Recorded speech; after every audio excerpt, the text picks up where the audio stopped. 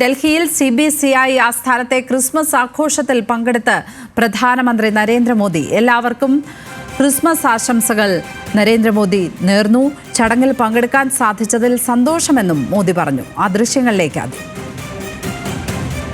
ये अवसर इसलिए भी खास है क्योंकि इसी वर्ष CBCI की स्थापना के 80 वर्ष पूरे हो रहे हैं.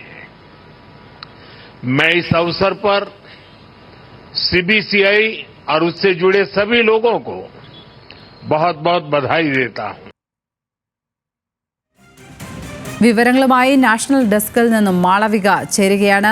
മാളവിക, കഴിഞ്ഞ തവണയും നമ്മൾ കണ്ടതാണ് ക്രൈസ്തവ സഭാ ആസ്ഥാനങ്ങളിൽ എത്തി പ്രധാനമന്ത്രി ക്രിസ്മസ് ആഘോഷിക്കുന്നത്. ഇത്തവണയും അതിൻ്റെ ആവർത്തനം. എന്തൊക്കെ കാര്യങ്ങളാണ് നരേന്ദ്രമോദി ആ ചടങ്ങിൽ പറഞ്ഞിരിക്കുന്നത്? അദ്ദേഹത്തിൻ്റെ ക്രിസ്മസ് ദിന സന്ദേശം ഏത് തരത്തിലുള്ളതായിരുന്നു? ലക്ഷ്മി, ഡൽഹിയിലെ കാത്തലിക് ബിഷപ്പ് കോൺഫറൻസ് ഓഫ് ഇന്ത്യയുടെ ക്രിസ്മസ് ആഘോഷങ്ങളിലാണ് മോദി പങ്കെടുത്തത്. പരിപാടിയിൽ പ്രമുഖ ക്രിസ്ത്യൻ നേതാക്കളുമായി മോദി സംവദിച്ചു. ആഘോഷങ്ങളിൽ പങ്കെടുക്കാൻ കഴിഞ്ഞതിൽ സന്തോഷം അറിയിച്ചാണ് പ്രധാനമന്ത്രി മടങ്ങിയത്. കർദിനാൾ പദവിയിലെത്തിയ മാർ ജോർജ് കൂവക്കാടിനെ പ്രധാനമന്ത്രി അഭിനന്ദിച്ചു. ഭാരതത്തിന്റെ പുത്രൻ കർദിനാളായതിൽ അഭിമാനമെന്നായിരുന്നു മോദിയുടെ പ്രതികരണം.